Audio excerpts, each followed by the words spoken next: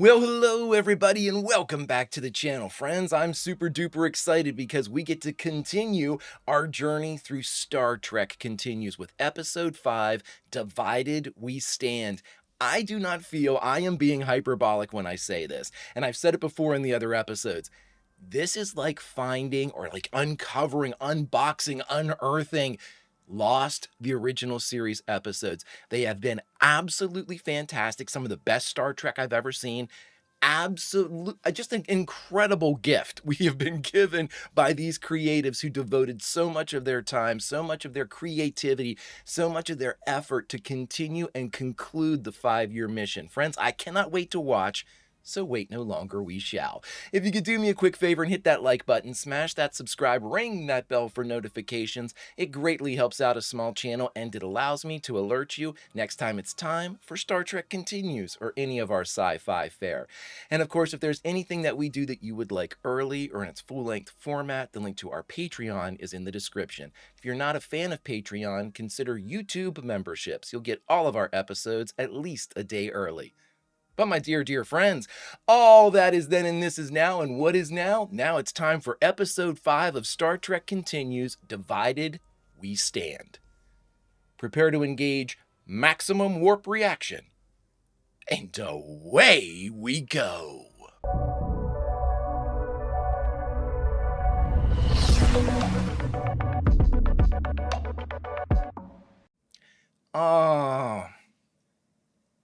Oh, Janice, we didn't have you long enough.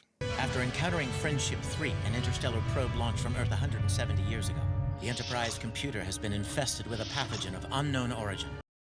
Whatever has infiltrated the main computer is of a technology far superior to the archaic design of Friendship 3. Really? Firewall's proving ineffective. It is migrating from the communications system to my library computer. Computer ops. Oh, wow. Controls have been overridden. Spreading like a virus through my systems now, Captain. Engineering specs, diagrams, propulsion manuals, the works. Alert. The works. Unlikely a virus, Captain. I am seeing indication of a high level of intelligence. Yeah, you're being attacked. I am reading hundreds of thousands of microscopic objects, easily outmaneuvering our computer defense systems and counteracting every attempt at blocking their progress. Oh, wow. Jim, since you weren't in my exam room for your appointment 30 minutes ago, I thought a house call would... Plum! And let Plum examine me all alone? Plum? Plum. He feels about my beads and rattles. We'll talk about this later, Doctor. If we dampen the duotronic feed. Classic shot right there. What places do you think it is? Intelligence. Getting more intelligent by the minute. I mean, if it's acting sentient and biological, I mean, as a virus of that nature. Oh! I was going to say Bones might be able to help if it's something that mimics, like, biology. But that was before the explosion. Bones. Here, Jim. Wow, he looked like DeForest Kelly in the smoke.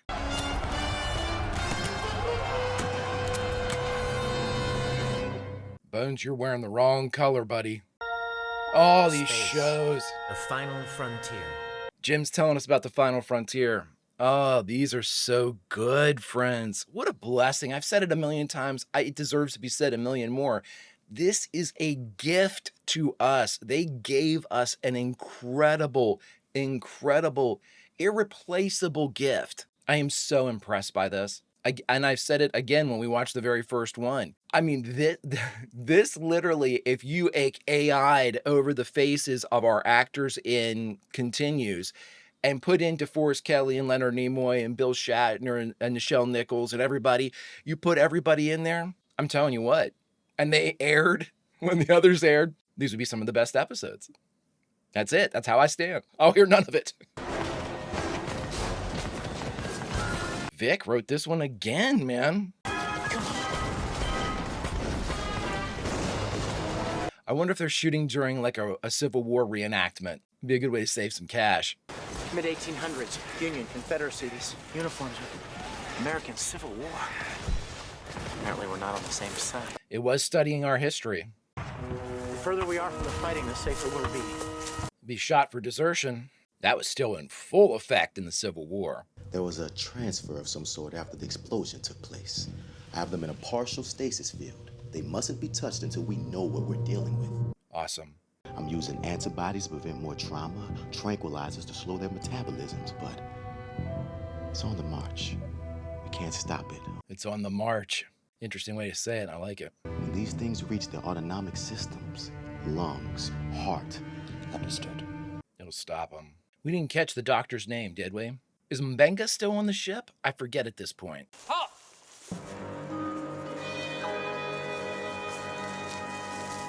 Prisoner. Pretend he's a prisoner. Pretend he's a prisoner. You always let your prisoners keep their weapons, Corporal? Yeah, it's a bit of an oversight. You're fancy pants, Reb Sergeant, huh? Bet you know what your buddies are planning for tomorrow. Oh boy, nope. You know how many soldiers they're bringing in the morning? Answer me! This guy's pretty good. Answer me!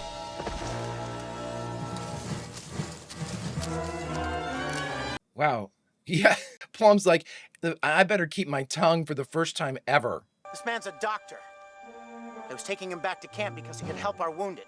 This man's gonna be one of them wounded if you don't learn to start answering. He's my prisoner! You don't outrank him, Jim. Who are you?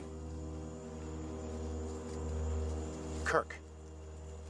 James. 10th Pennsylvania Reserves? No, there's no 10th Pennsylvania Reserve. It's just damn good to have you here with us. Gonna be a big Jesus, one tomorrow. we lucked out. I thought he was going to say there is no 10th Pennsylvania Reserve. Oh! Yeah.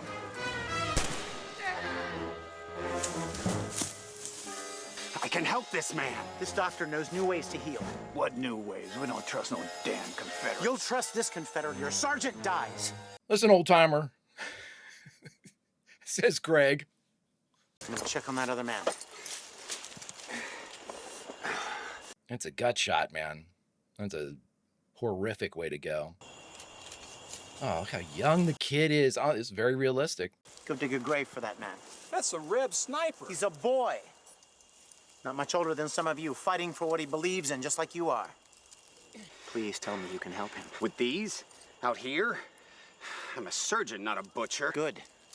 Because he needs a surgeon. Not a butcher, yep. What if this man is supposed to die? Oh. He might not have gotten shot in the first place if it hadn't been for us. What does the doctor and you say? Great line. Great line. Hold it. Put pressure on the wound right here. Look at this. Look at Bones go, man. I need a field hospital. You do have a field hospital. Yeah. No, I'm with you, kid. I must have ate something didn't agree with me. What's your name, son? Billy Palmerton, sir. What battle are we at? The Battle of the Wilderness? I'm trying to remember my Ken Burns Civil War that my son absolutely loves and made me watch when he was younger. I've always been a fan of the Civil War, just I knew nothing before watching that. As much of a fan as you can be of a horrific conflict. Intruders migrating from computer core to dutronic backup tapes. You were right, Commander. A new source of information was too tempting for them to ignore. Nice. If we're gonna eliminate it before it jumps to the next information source, we've got to act now. Can you cut it off from the tapes? Eject microtapes. Storage assembly released. 0.7 kilometers. 0.9. 1.1. Fire. Nice job. Scour the system now. It works, sir. The varmints are gone. The ship is safe. So what did it do to Jim and Plum? I mean, we don't know. They could literally be back and inhabiting different bodies. I mean, they could be physically back there potentially. We've seen plenty of crazy shit where this could all be just like a hallucination, holodecky type of thing. Man, tip of the cap to the production. I tend to be a bit colorblind when it comes to uniforms these days. I haven't slept in over 48 hours. Jesus, and I could use an extra set of hands, especially come morning. What do you say, Doc? Do I have to work with these still on? You can take those bracelets off now. But he's a prisoner, sir. He's a physician. He's not going anywhere, guys. He's going to battle his way out of here. This place is going to be a slaughterhouse tomorrow. Where are we? And we can maybe anticipate how bad it's going to be. It almost makes me think we're in the wilderness, which is the wilderness campaign. What was it, like Northern Virginia and little points west, I think? Nice. It is reasonable to assume that the crew is concerned about the condition of the captain and the doctor. Since I do not share this type of emotional vulnerability. That is a very thoughtful observation, Mr. Spock. I'll make sure and let the crew know I'm available to anyone at any time. Thank you, Doctor. Yourself included. Anyone.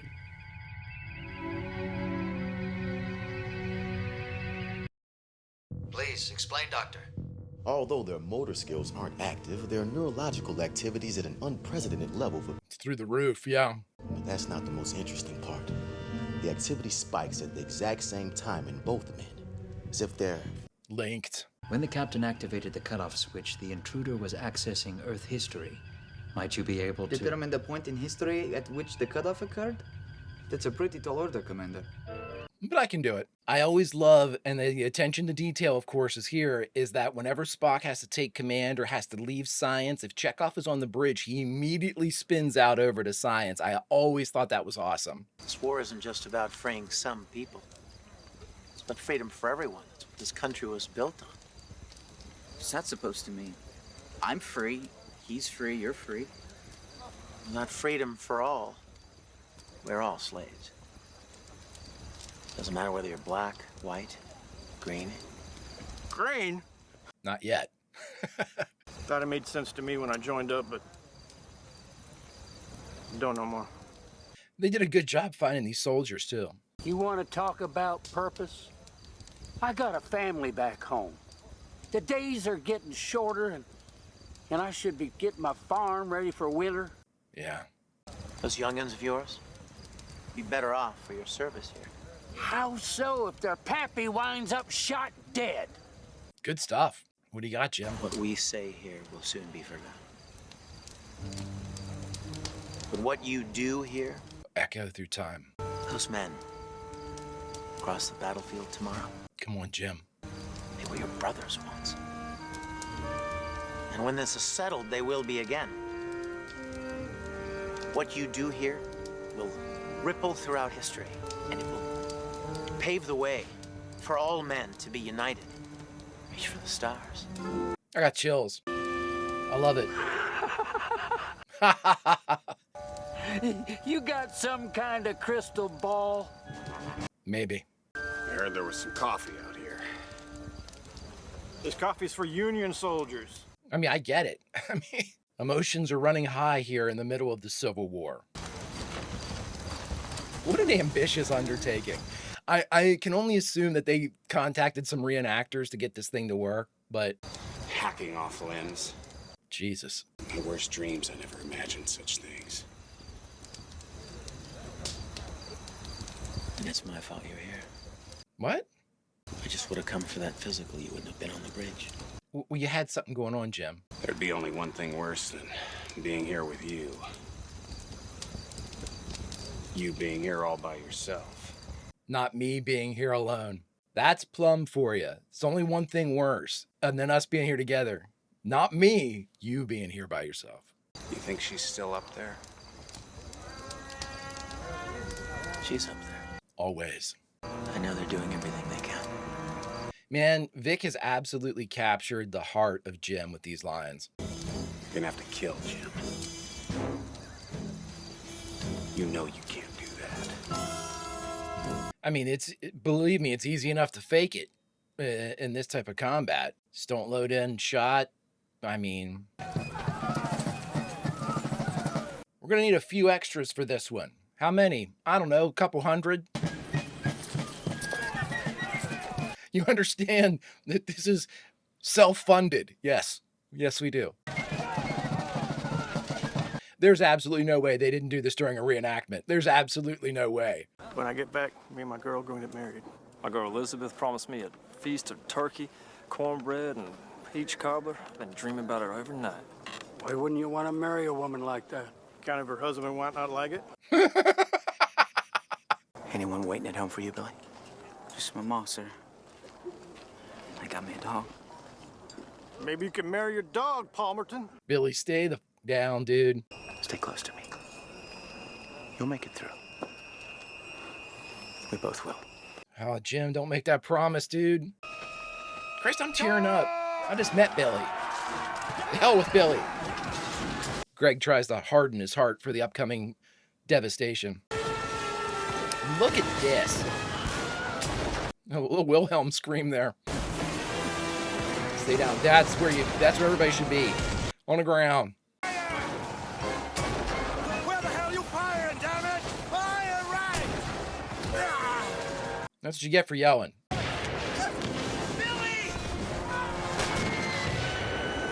Oh! The Battle of Antietam Creek. Antietam, shit. Blood Gulch, baby. The dead, wounded, and missing totaled more than 22,000. And Dr. Mabenga believes the captain and... It is Mbenga. Awesome. Okay, you're good. Oh my God, they're gonna bring Jim in. Jim, the wound is deep.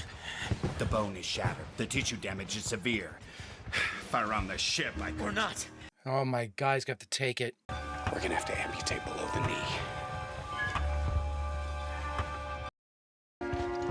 Do what you gotta do. Jesus, God almighty. You, hold his shoulders. Hold the leg. Oh my God, anybody got anything? We got any of that whiskey we were talking about? That stick to bite on. Holy shit. Holy shit. Nanites. Microscopic computers. They're networked together. That's why Dr. McCoy and the captain are experiencing the exact same images. Can we EMP them? The captain seems to be in some sort of distress. Can we EMP these nanites? Kill them. He's not wounded? Not physically, no. Most likely a case of shell shock or a case of the nerves. Or PTSD from being in Antietam? You did good, Bones. Oh, man. Go save some more lives. Go save some more lives. That's Jim. That's Jim Kirk, everybody. Mr. Scott, I believe I have a theory. Dr. Mbenga, is it possible for you to temporarily shut down the captain and doctor's brain functions? For a very limited time. Perhaps if the nanites believe their food sources have run out, they will relocate to a new receptor. Aye, get rid of rats by laying a trail of food, like we did with the Enterprise computer. Yeah. It may not be so easy this time, Mr. Spock. They've been feeding off of a biological host. They may not be interested in an... Yeah, Spock's gonna offer himself. That's why. A prosthetic limb. There's a crew member whose arm is biomechanical. Of course, only the medical staff The know. captain and doctor's lives are at stake. His name, please. I'm not sure this one would have made it on regular network TV. When the sergeant got hit, Billy, I dude. ran. Men falling all around me. I got scared. There's no shame, man. Without freedom for everyone, we're all slaves. Without purpose, none of you are truly free men. You remembered it word for word. If you allow any man's freedom to be taken away, they could come for yours next. Then your ma's, your family, your friends. You have a purpose, Billy. Something worth fighting for. Something to stand for. Jesus, Jim. I see you're awake. You ready to give up that bed for another man? There's plenty who could use it. Jesus, Plum. Lieutenant Drake, I'm sure you're aware of the current crisis? I am, sir. What do you got, Drake? The invading nanites are attracted to both biological and artificial data systems. We require a device that will lure the invaders from the captain and the doctor. And you think you can use it to help the captain and the doctor? There is a possibility that... I'll do it. Yeah, he's not gonna... That's awesome. You could tell in his demeanor. He was like... Significant risks. I understand. I'll do it. Oh, Drake. Dude. If this procedure is not successful, we'll lose all three of you. Drake's a red shirt. He's born for this. Let's hope he doesn't die for it, though. No, is it the... I ain't never seen anything like it in my life. What? We had to take that ground. It was our only chance for victory. The captain yelled, "Charge!" He led it. None of us moved. We knew what was waiting across that bridge. Billy, that mousy little Billy, he pushed his way to the front of the group and says, "Come on, boys. If they can take one man's freedom, they can take all ours." Jesus. Everybody started getting all riled up, shouting, "No!" This guy's awesome. Raised his rifle up, let that charge blasting right into that rebel army, hollering for freedom. And everyone yelled, "For freedom!" And we did it. We broke their line. Billy. No one up front survived. Jesus. Stopped. I think that won it for us. Incredible delivery by that actor. He's been on point the entire episode. President's here. Well, we know him. This is our guy. We fought with him.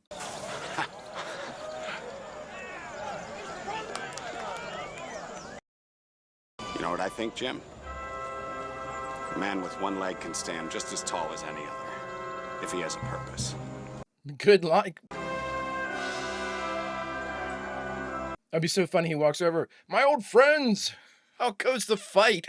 They take a picture, and they're there. I estimate our odds at 492.031 against us succeeding. I believe the captain would consider those odds manageable. Man, this is some... Brain activity's been interrupted. Wow, we're throwing a Hail Mary here. Come on, you beasties. Beasties. We're seconds away from irreparable damage. Come on, come on. His dad probably never had a chance to see him, did he? That's it. They've transferred to the limb. Escort Mr. Drake immediately to the transporter room. Way to go, Drake.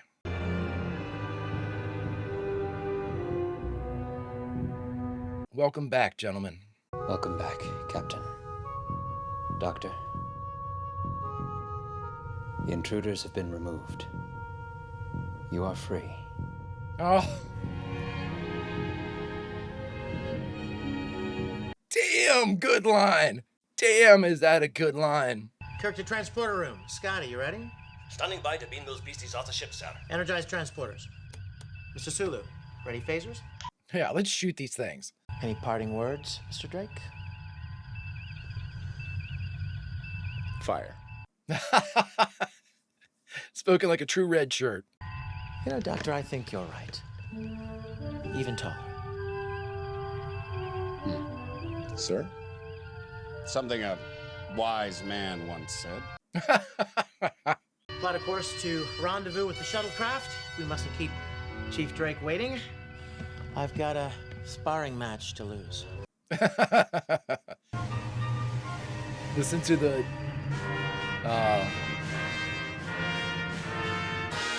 Love it. Oh my gosh, these are great episodes. Come on now. Oh my Lord.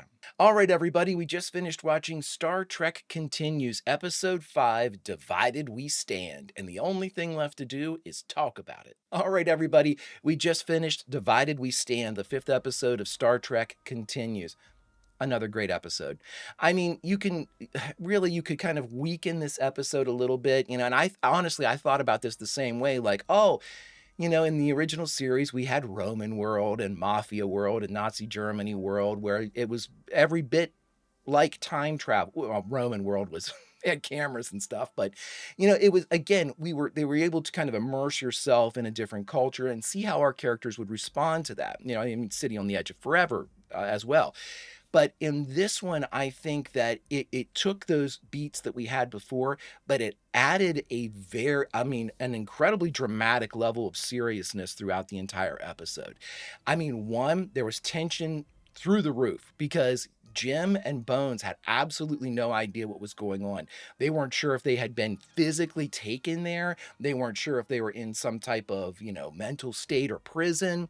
They had no idea, and they only had to exist within the moment. And so seeing them adapt on the fly, we expect that. We expect Jim, Plum, Spock, Chekhov, Scotty, Uhura, everybody can roll with the punches on the Enterprise because they've had to. It's when you're out there in the middle, you're on the final frontier.